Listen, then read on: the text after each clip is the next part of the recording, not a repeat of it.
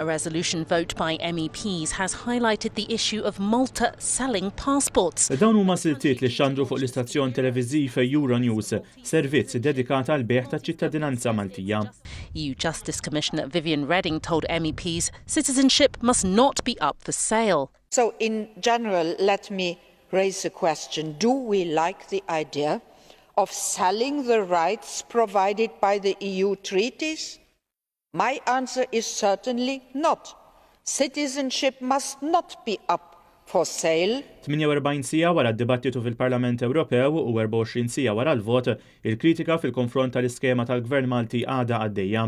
Dibattitu u vot li għaddew messaġġ wieħed l-iskema tal-bejgħ taċ-Ċittadinanza Maltija u Ewropea għandha titwaqqaf mill-aktar fis possibbli. I would hope that there would be a rethink of this proposal and that it would be abolished. Waqt id-dibattitu l-uniċi Ewroparlamentari li defendew l-iskema Maltija kienu l-4 MEPs Laburisti, fosthom Claudette Abela Baldacchino li ma tatniex risposta għal din il-mistoqsija. L-MEP Soċjalisti li firmaw ir-riżoluzzjoni tal-bieraħ misthom jistħu wkoll għaliex inkludew lil Malta fir-riżoluzzjoni.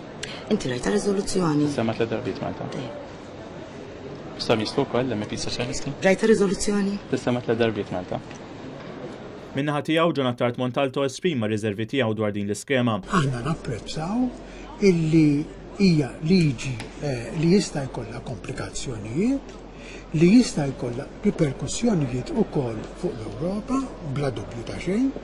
Jiena naħseb illi l-Gvern ma pasalx, nkun onest miegħek, ma pasalx illi din l-iskema mhux se tkun aċċettata lokalment u mbagħad jinfetħu il-bibien tad-dibattitu fil-Parlament tal-Ewropa. Fin minnhom għattart Montalto bħal donnu jingħaqad mal-Parlament Ewropew u l-Oppożizzjoni Nazzjonalista u appella għal konsens. U għalhekk nixtieq nappella li jinsab konsensus dwar is-sustanza li jkun aċċettabbli mhux biss għaż-żewġ partiti politiċi u l-imsieħba soċjali, imma li jkun ukoll aċċettabbli għall-Ewropa. Sfortunatament kemm Marlene Mizzi kif ukoll il-kap ta' delegazzjoni Laburista Joseph Kuxkiri ma ridux jagħtu kummenti lil dan l-istazzjon.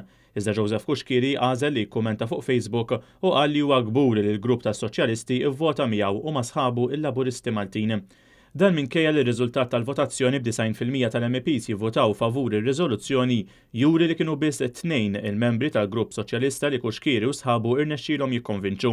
Minn 22 biss li votaw kontra, 6 biss kienu mill-Grupp Soċjalista, fosthom l-4 Ewroparlamentari Laburisti Maltin.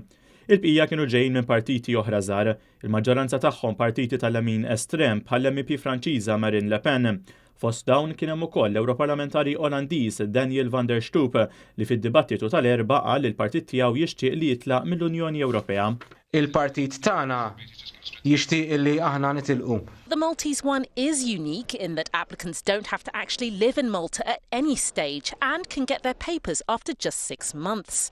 Malta's being criticised by the European Commission as well as MEPs. MEP ieħor li tkellem ma' dan l-istazzjon fi Strasburgu kien l-MEP Olandiż Wim van den Kamp. We are afraid, especially as members of the European Parliament, that there is money laundering in this whole debate. We don't know where the money is coming from. Of course, there are criminal people who think that this is a very good investment for travelling into Europe to buy Maltese citizenship. Sa dan it-tant anke l-kandidat tal-Partit Nazzjonalista l-elezzjoni li jmiss tal-Parlament Ewropew Stefano Mallija fi-stqarrija wkoll appella lill Prim Ministru Muscat biex wara l-vot qawwi tal-Ewroparlamentari kontra l-bejgħ taċ-Ċittadinanza mhux biss jieħu nota ta' dak li ntqal iżda jerġa' jibda diskussjonijiet mal-Oppożizzjoni. L-appell tiegħi huwa li l-Prim Ministru jerġa' jidħol fil-kamra tad-diskussjoni mal-Oppożizzjoni u ma joħroġ minn hemm sakemm insibu kunsens fuq din l-iskema. Fuq kollox l-appell komuni u l-konklużjoni ta' dak kollu li ġara fi Strasburgu din il-ġimgħa tista' tinġabar fi kliem il-Kummissarju Ewropew responsabbli minn dan il-qasam Viviane Reding li ddikjarat li ċ-ċittadinanza ma tistax tingħata prezz. And honourable members, one cannot put a price tag on it.